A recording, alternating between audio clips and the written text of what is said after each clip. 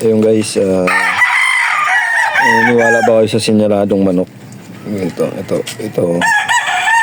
natutupi, no? Ito hindi, ano?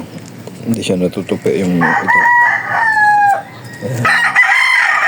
Ito natutupi, yan o. Ayan, natutupi yan. Ayan, natutupi yan. Ito, natutupi.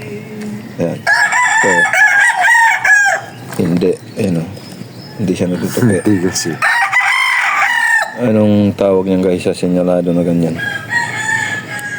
Ang tawag dyan ay pamakuan. Ayan o.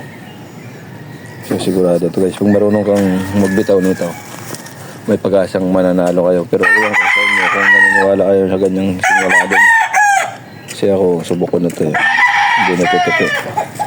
Ang comment kayo dyan guys kung anong tawag nyo dyan. Tapos itong kumungan. Malebo niya nakaganyan. Parehas yun, nandun ang mapula. Yan guys, comment kayo kung anong tawag nyo dyan sa inyo, sa lugar nyo. Ang mga ganyan nyo. Hindi natutupi. Isa natutupi, yung isa hindi.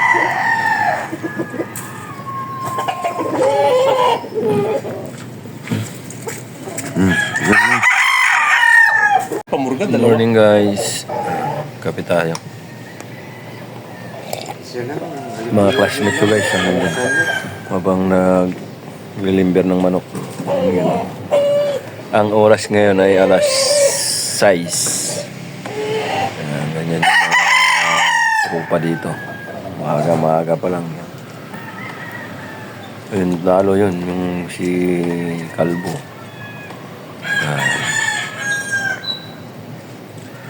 Wala pa Tamang limber lang guys. Si mamaya may exam yung mga manok dyan. Very good may exam. May exam. Kailangan maaga. Pinapahamugan muna.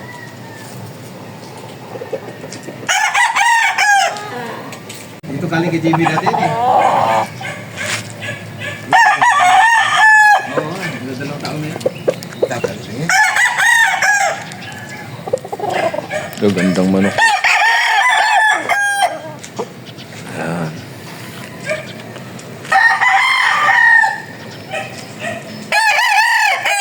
May-ari guys itong classmate natin. Parang nagkakuhan siya, parang... Ilonggo yan guys, Ilonggo.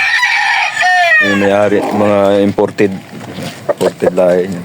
Dati, subay naman to. Ngayon, parang gold na siya. Ulan-ulan. Hindi pa naglulog.